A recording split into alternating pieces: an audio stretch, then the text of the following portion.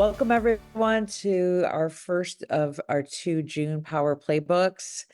We meet every second and fourth Wednesday of the month. And today we're very excited about our topic and our panelists. But first, introductions. My name is Sarita Dua. I co-host Power Playbooks, normally with Viv Williams, who's out today, and have an amazing co-host in her place, Abby Powell, who is a marketing wizard and is going to introduce herself and our panel here in just 1 second.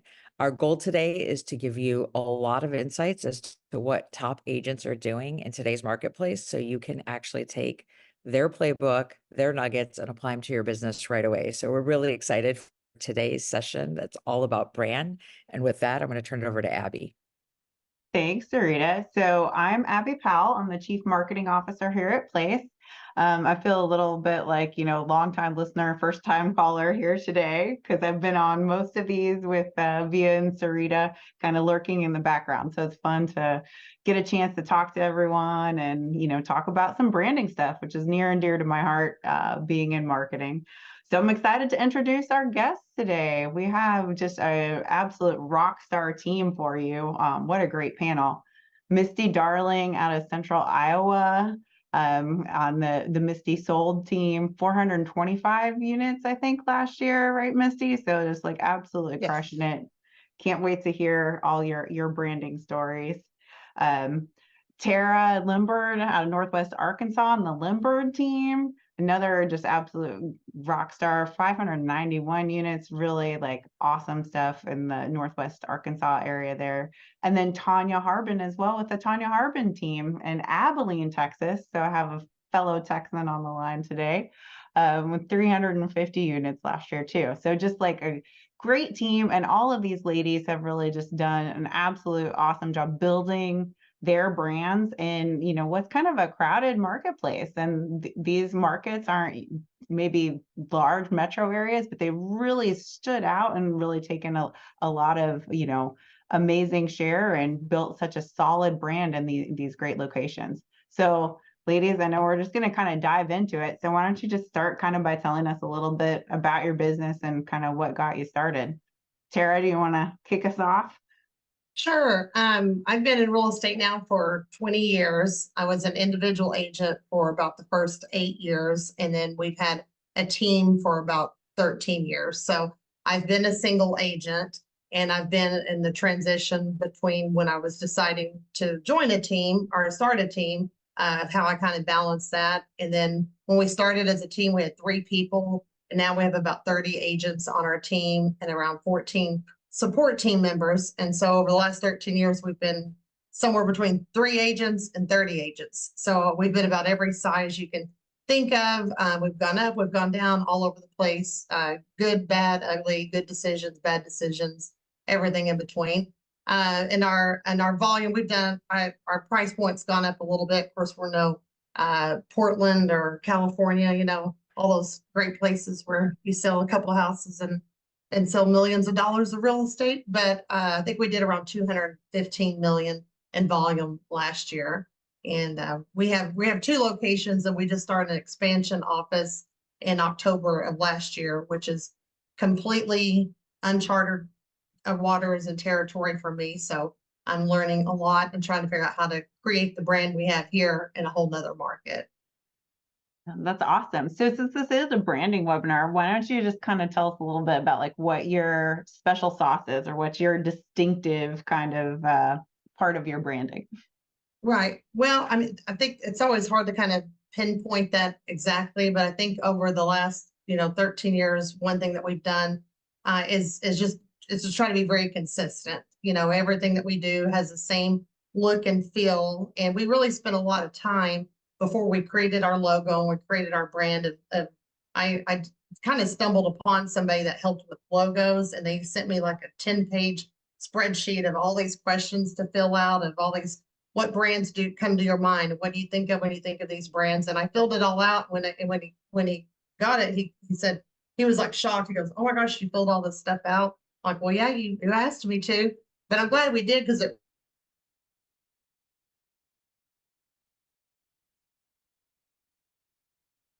Uh-oh, didn't she freeze for anyone else, or is it my internet? Okay. Oh, shoot. Oh, man. Sorry. Of course. Can you hear me now? Again, Okay. we Sorry. heard you through the brand questionnaire that you actually filled out. And then you Yes, started. yeah. I actually filled out, he was shocked that I filled it out, but it really, I still remember that questionnaire because it really made you think about what you wanted your brand to stand for and, you know, what the look and the feel that when people saw it, and that we've just been consistent with everything that we do. Because I find sometimes, you know, a company will have a brand or logo, and then you go to their website and it looks completely different. Then you see their signs and it looks completely different. And it just, there's not a cohesiveness with everything. And, you know, one of my favorite stories to tell is one time the lady called about selling her house, and I asked her how she heard about us. And she says, well, she goes, I was talking to a friend about selling my house and they recommended you. And then when she was at Walmart, we're in Northwest Arkansas, land of Walmart, and said her friend told her to call the Limbird team. And then she said, then she was driving around and then she saw our signs. Then she went on Zillow and she saw some of our listings on Zillow, and it just, all those little bits and pieces, you know, I always say sometimes a lead source needs to be a lead source, and then kind of like a basketball team, there needs to be an assist, you know, who assisted along the way. Because sometimes it's all those little things that kind of come together that help, you know, you recognize and stand out and people remember who you are and what you do.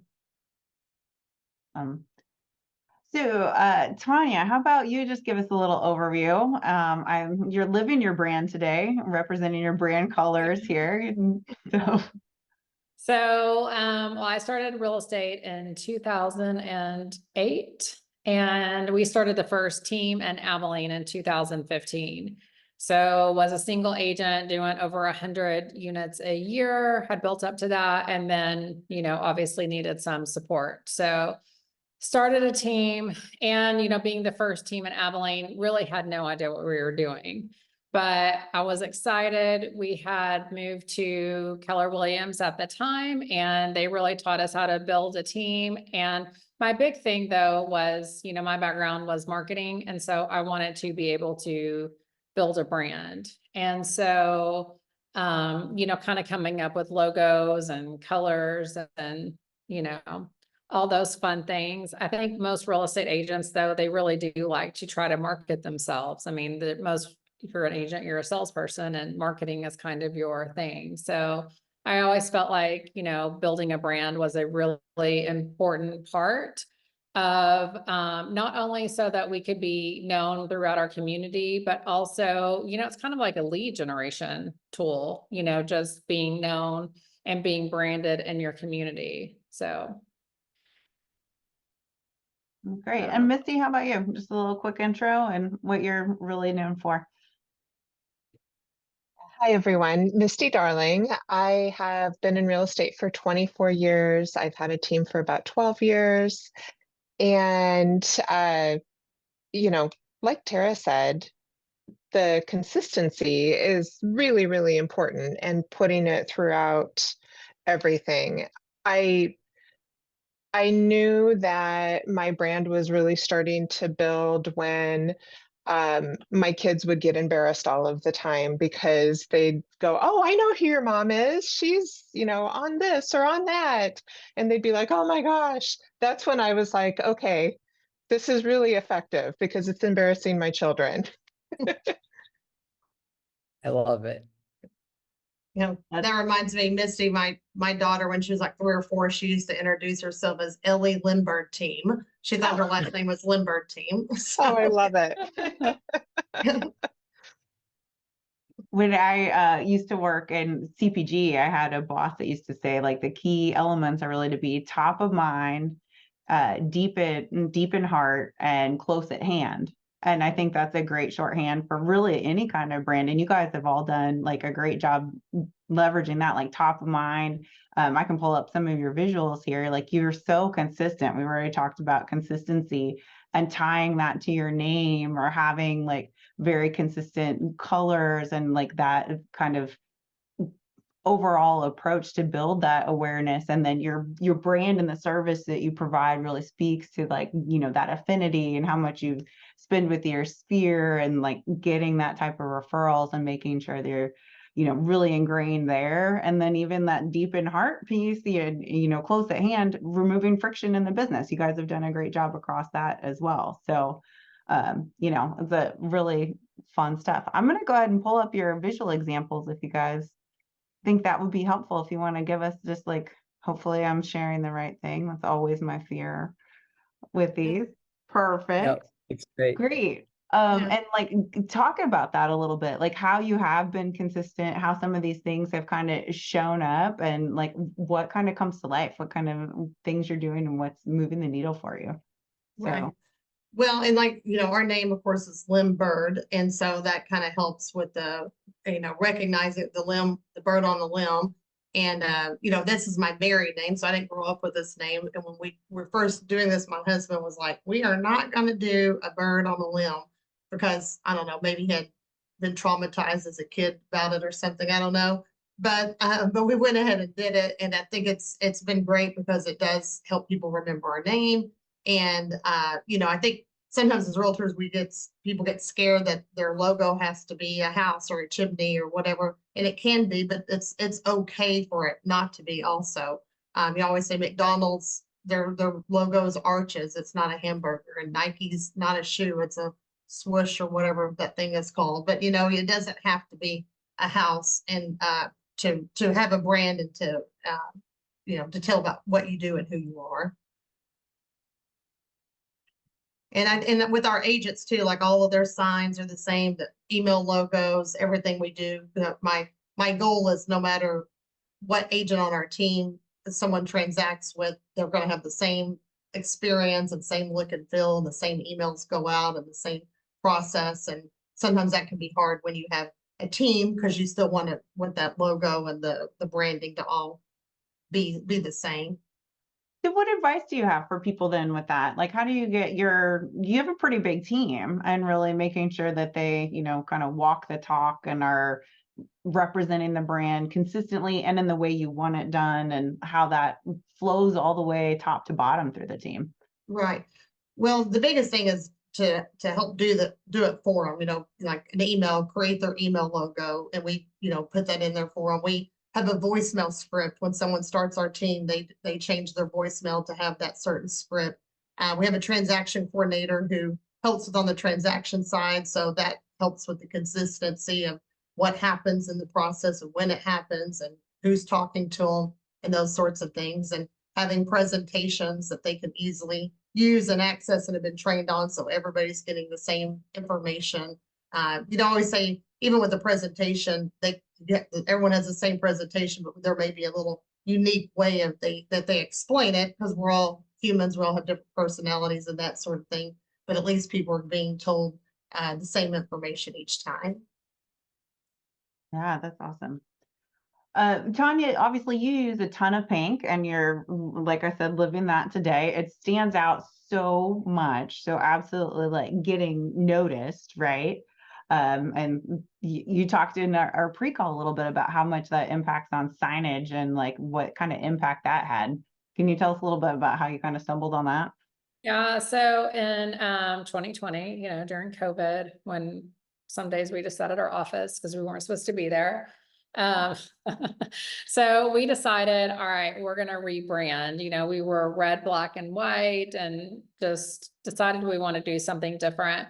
So we actually went through all different kinds of colors. You know, we were going to do like turquoise or different blues. And, you know, we also had pink up there, and I just kept thinking, I don't really know about pink. I mean, will men still use us? You know, I was actually a little bit worried, and I was on the phone with my dad, and he was like, do not do hot pink. That is terrible. And I thought, you know what? If I did hot pink, love it or hate it, people are going to talk about it and they're going to notice it. And I just thought, you know, that's like the biggest marketing thing that I could do, was to do something that was that different and that, you know, big.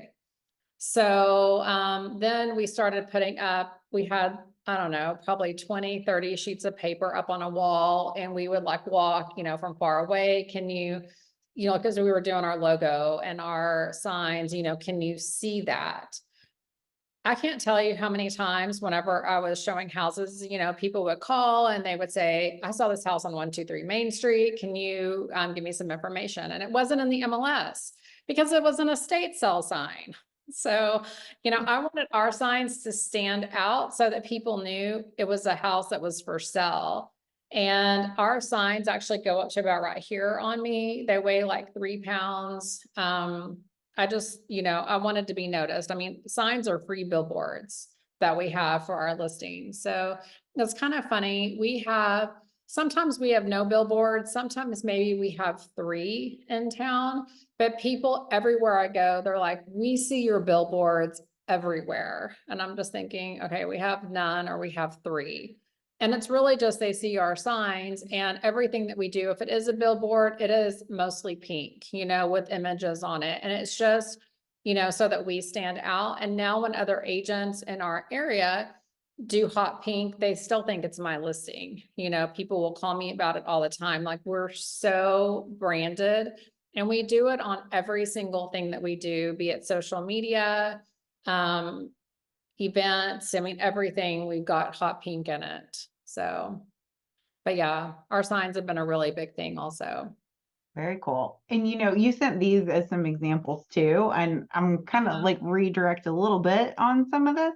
What I thought was really awesome about these also is going back to, like, it all starts with our customer, right? And like understanding the mindset they're in, what might be motivating them, how we speak to them. It can't be like one size fits all. Like, one message won't resonate for everyone. Right.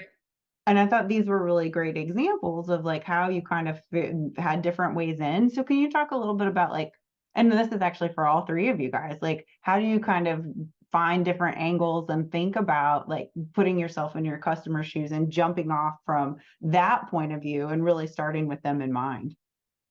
So, well, let me say first, when I first started a team, I'm actually part of RATE. I mean, Misty and Tara, we all are, which is radio and TV. And one of the biggest things that Matt Wagner said to me is to put your photo on everything you did. So I started out using my photo because people relate to you as a person. So it took years of getting to know me to be able to do this without my picture on it.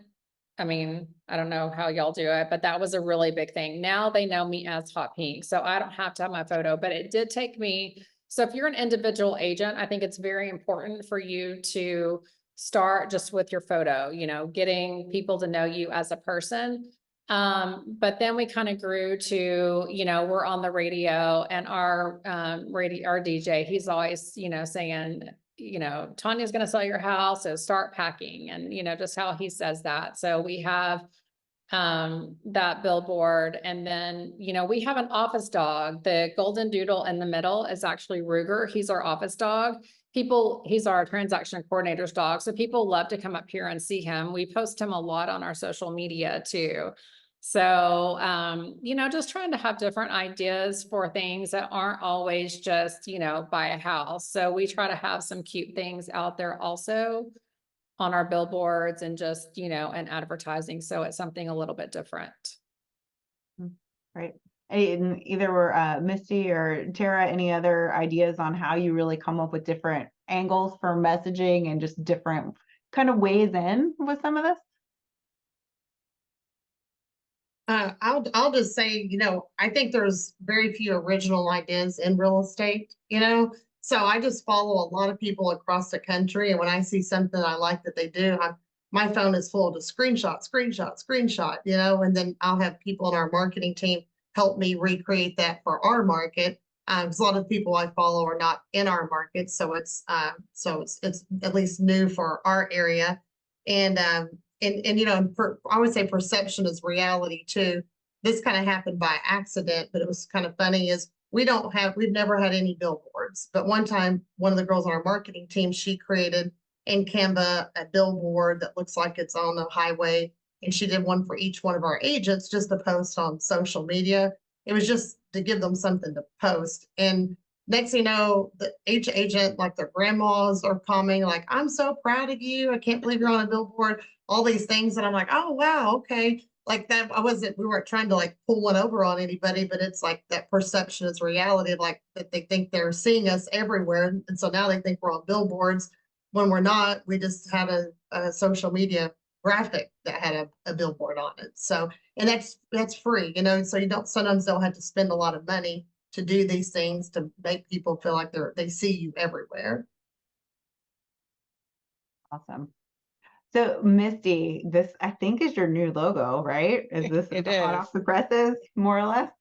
It is. And so, yeah, like the tricky thing I'm going through right now is my name changed from Misty Soldwish, and I put so much effort into really leveraging the sold that was in my last name for years and years and years, had sold capitalized even when it was just in written form. So but we'd always kind of casually used Misty Sold Team as well, instead of having to say the Misty Soldwish Home Selling Team. And so when my name changed to Misty Darling around a year ago, it was like, gosh, we're going to have to do some sort of rebranding at some point. So with the transition into place, it made a lot of sense.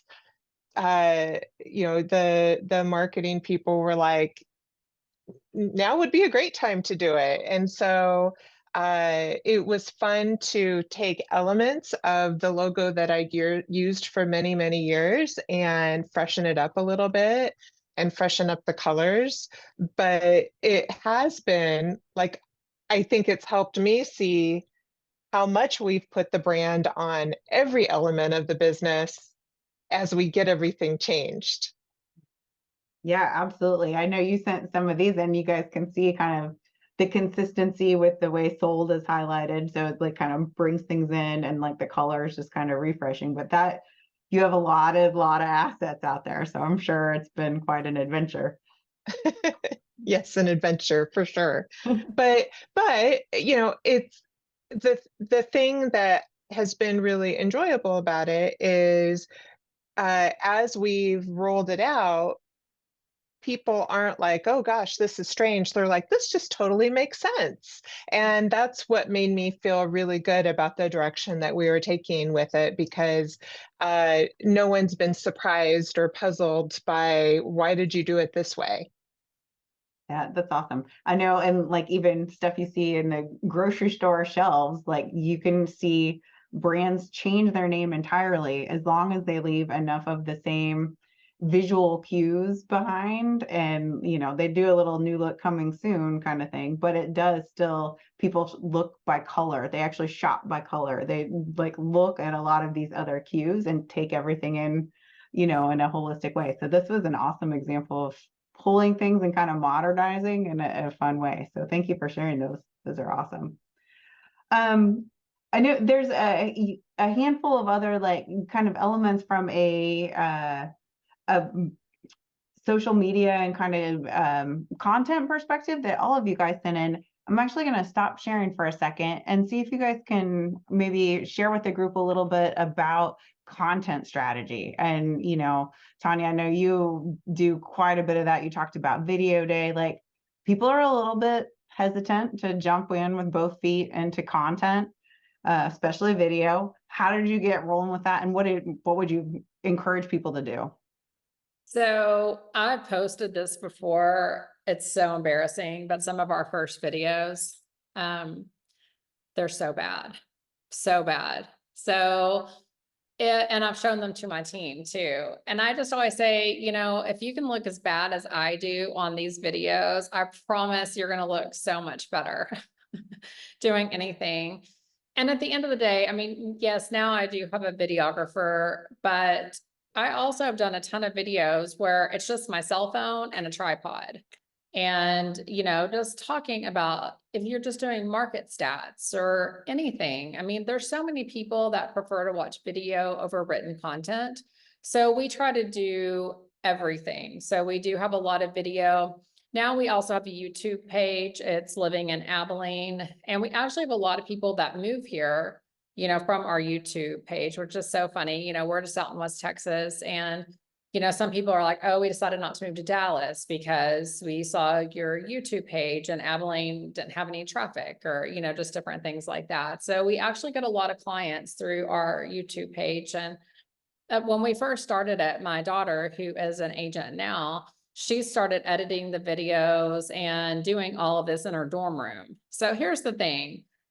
You can get somebody that's in college to edit your videos, and the ones that she and another friend did are the ones that they're super viewed. It's like 19 things about Abilene. So it didn't even have to be me on the first ones that did it. It was Caitlin and Sydney, that did the videos. But I think it's a great way to, grow your brand. But I do think, you need to be sending things out consistently to your database, be it written content, video content, making sure that you're having different things so that you catch all the different people. I personally don't watch a lot of videos, but so many people watch TikTok all the time. And if you're not doing that, then you're missing out on a really big audience. Yeah, and I think with the videos, sometimes if you have a team, it's a great way to get them involved as well. Usually there's certain people that like to be on video more than others, is have them do some fun TikToks and it doesn't always have to be serious things. Again, I follow a lot of different people on Facebook and Instagram, and and even with AI, you could ask what do people want to know about real estate, there's a girl out of Phoenix that I follow a lot, and I noticed she was doing some posts around Halloween for scary haunted house, has she ever sold a house that she thought was haunted before, or what's the scariest experience she's had in real estate. And this made me think about telling stories about real estate without it being just so real estate related. Just again, so people get to know you, get to know your personality, and again, just your branding, and just feeling like they're seeing you and hearing you everywhere. One of our biggest videos too that we did that people have watched is one of our agents on our team. He just did a walkthrough of a house, and he had a basketball he was carrying the whole way. And so many people wanted to see, did he make the basket, at the very end of the video? So they were all commenting on it, but he did a voiceover. So he didn't have to be talking on the video, at that time. He did the voiceover later, but sometimes that can make it less scary too. So there's lots of different things, or to do it with somebody else can help. You guys are all answering kind of the unspoken question as I listen here, which is like, how much does all this cost? And do I need to have like a whole broadcast crew? And to hear you say, all I need is my phone and an iPod and a tripod, and to hear Tara say like, the first ones were pretty bad, like they were embarrassing, but we just sort of did it. It doesn't sound like you need a lot. You just have to, it's a common theme in the chat right now too, which is you need to do it and don't obsess about perfection. I would say get a tripod. They're not expensive. Use your phone, and then the Rode mics are really good. I don't remember how much these were, maybe $200 or less, but I mean, just having a mic for your audio really helps too. And then you can just edit it yourself. I think you guys mentioned a couple of really low cost or free apps even that are supporting your kind of day to day too, right? Yeah. Well, and I mean, seriously, I bet everyone, I mean, if you have a child, I mean, my daughter, when she was like 10, was making websites. So, and that was, a long time ago. So I think most kids can probably even edit it for you. Awesome. I think the biggest thing too is don't put a focus on perfection. It's just doing it consistently. I mean, if you are putting out consistent video content over the course of 10 years, it's like an evolution of all your hairstyles and bad choices that you made for outfits for the day. But it's actually a lot of content that's out there, so that reinforces the brand. Yeah, I think people want to see you be more real to than perfect, I mean, they would rather, sometimes we keep, like all of our mess ups and things because nobody wants you to be perfect. I did one and there was a slide in the house and I literally like fell down the slide. I hit it really hard and, you know, we kept it in there because, you know, I was injured. But, you know, that's what people want to see. They don't want to see, you know, you just being perfect. So. Well, I think that with marketing, it's the same as like, you know, we tell our agents when they're following up on leads, we're playing the long game. You know, it's not everybody's ready to buy or sell house today, but they may be in the future. So we're playing the long game. And it's the same with marketing. When we first started radio, one of the things they told us is that, you know, you have to be consistent. If you just go, oh my gosh, I'm going to go advertise on the radio for this week and then wait for your phone just to start blowing up, you're going to be pretty disappointed. And it's the same thing. Oh, I posted a video on Facebook. Why is my phone not blowing up? And again, it's just, you're playing the long game. Just be consistent and keep doing it, and it will pay off for sure. So you're talking about radio. I think all of you guys are part of RATE. Like how, when did you kind of decide to jump into radio and expanded television and kind of know it's time to scale a little bit? Well, I think for us, we started around 2014, and there was nobody really in our area that was doing radio consistently. And one of the things that we learned from RATE was, you know, how to have a different type message. At the time, to be a part of it, you had to have like a guaranteed sold program.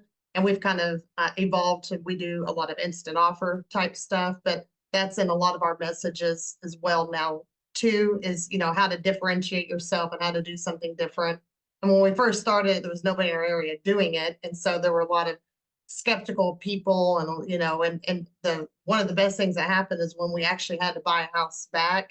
And my husband wasn't very excited about it, but I was excited because I'm like, I just want people to know we really do this. You know, this is not just some gimmick or whatever else, like that we really do this. And so I think, you know, whether it's that, or I mean, there's a million other things, but just find something that makes you unique and makes you different. And again, stick with it. So. Yeah, I've been part of the RATE group around the same amount of time that Tara has. And, you know, it really was a game changer because it just helped create this, you know, people being able to have this bond with you in a different way because they recognize you. You're not just a real estate sign, you're also someone that they hear someone talking about every day. So that definitely was a really pivotal part of our growth. Prior to that, you know, I started my own brokerage in 2007, and I had really survived as an REO agent, but I worked really hard on my foreclosure listings having the same quality of presentation as much as we could as our resale listings. And then it helped get a lot of signs in the ground, but then just created this natural progression as I got to be more known in media. And I started RATE in 2017 or 18, I think. And kind of the same, you know, it just kind of learn to be consistent, learning how to use different media. But I think one of the biggest things that helped my business was, and this is something that anybody can do, is, you know, attending masterminds and events and really learning from other agents. I mean, you know, like I said, we were the first team in Abilene and I had absolutely no idea what I was doing. So if I had not, you know, gone to other events and places to learn, you know, who knows where I would be. So I think that's something, you know, anybody can do, is attend masterminds, events, or, you know, follow people on social media, watch their videos. You know, there's so many people that are teaching free things out there on Facebook or YouTube. You know, I think just really learning, and so many people are all in different markets. You know, I could call Tara or Misty and I could do what they're doing. I mean, they're not in my market. So, you know, it's just really fun to learn from somebody that's done more than you, is who's going to get you there. You don't always have to reinvent the wheel, you know? Right. Rip off and Challenge. duplicate. Yep, R&D. For Yes. sure. No, that's what I love. It's just, finding people that you can learn stuff from. And I think that's just so important in our business.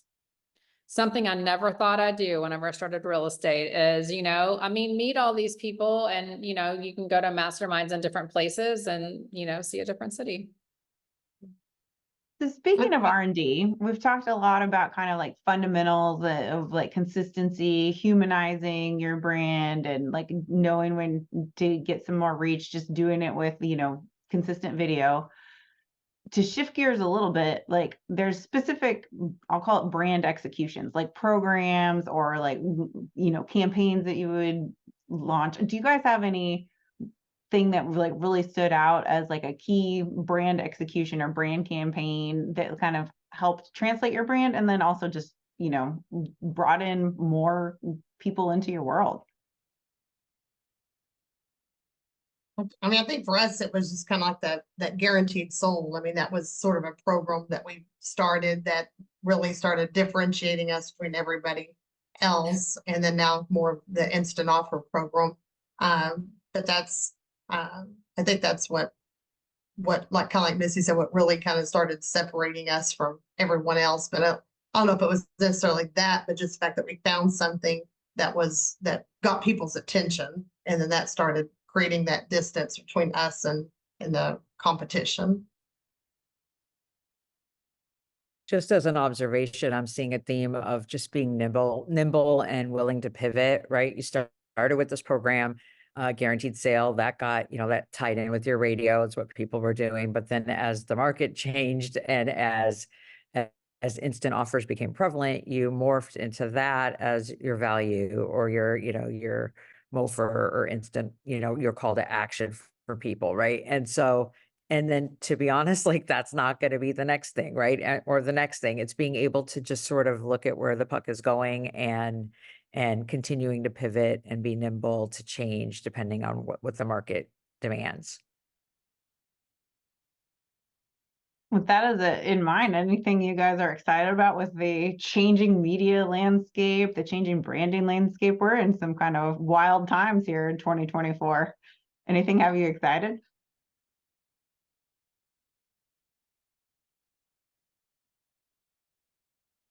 Oh, no.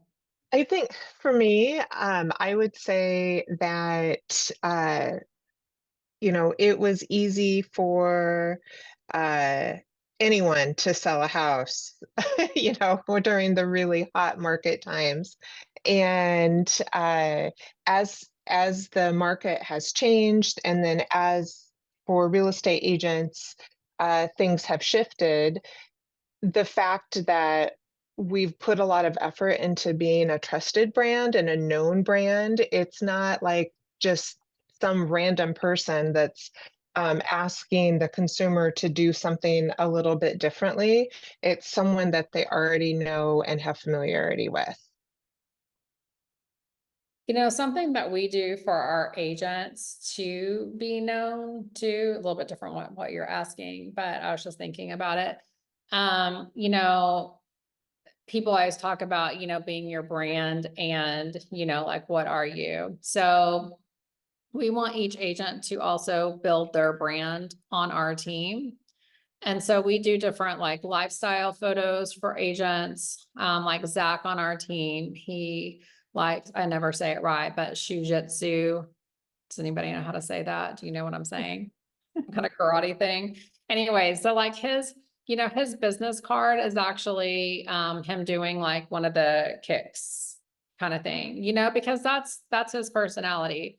We've got another agent and, she has like balloons and a sold sign. So, we try to really sit down with them and find out, like what is their thing that is kind of their brand within our brand.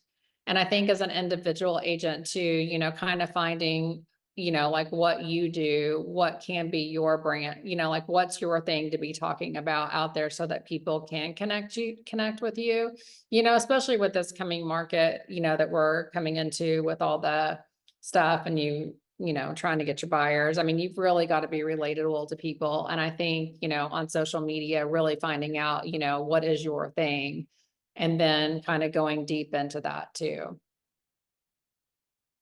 I think with us, we're, even though you should do this all the time, but is really paying more attention to where we are spending money and what's working and what's not working. So when the market's great, sometimes it's easy to just spend money and not pay attention if it's working or not. But what we do now is we're not making assumptions of how people heard about us. Like one of the best examples, I walked in one time, we had a closing and introduced myself. Another agent on our team was helping them. I'm like, oh, I was like, how did you hear about us? And our agent finally goes, oh, I met them at an open house. And they're like, yeah, but I saw the listing on realtor.com, and then I saw that there was going to be an open house. So then I came to the open house. I'm like, oh, okay. So it's like sometimes we make assumptions of how people hear about us. And so we really try to peel back the layers on how they actually heard about. If it's a seller, we try to figure out how they heard about us. If it's a buyer, we try to figure out how do they find out about the house. And then we even ask them questions, because even if they came through realtor.com, we're always curious, like, well, have you ever heard us on the radio? Have you, we're on the Bobby Bones show, we're on ESPN. Have you ever heard of those things? Or when we were doing TV with Barbara Corcoran. So you at least knew if maybe in the back of their head, there was, what's that word? The confirmation bias or something. Maybe they'd heard about us. And then when they kept seeing different things, it kept making them believe, okay, yeah, this is who I need to reach out to. Got it. Any other kind of like parting words of advice or wisdom for folks maybe starting their kind of journey and really building out a standout, distinctive brand? I'll just say, Tonya kind of hit on this earlier, but when you're spending time building your brand or your message is, go all out. Like she said, she printed up all their logos and they were standing back. And, I had a similar story when we were creating our signs to be an independent brokerage. We printed off our top 4 favorite actual signs, physical signs, and I went and put them in my yard one at a time, and I would go drive around the neighborhood 2 or 3 times. Then I take that one out and go do it again with the next one, and really trying to see what stands out, what's too small, what can I read, what's lost in it, is it too messy? Instead of just assuming, because when you start branding, like Misty said, she's rebranding right now.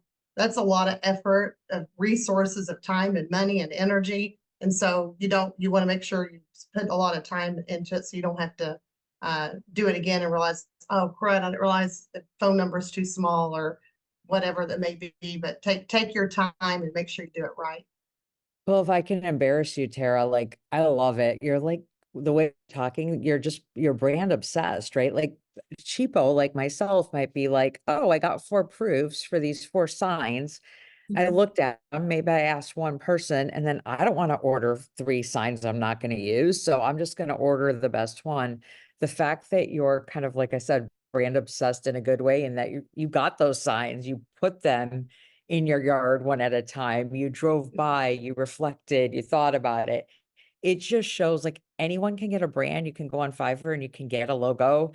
But if you're thinking about it as an afterthought, like, oh, I updated my signature, I got my business card, but like I have to think about it because it's not sort of in my DNA to like be brand forward first. Then it's just another thing. But I love that you guys, all 3, your brand is so important, that you've put so much thought into what it means to you, because you've put a lot of thought on what it means to your consumer, and you're kind of obsessed with the details, which is awesome. Tonya's brand's so strong, she's got me wearing pink now too. So, I mean, I don't know. Like, I don't know how many people would print out team. Yeah. You guys are, there's your expansion right there. You guys are affiliates. That's awesome.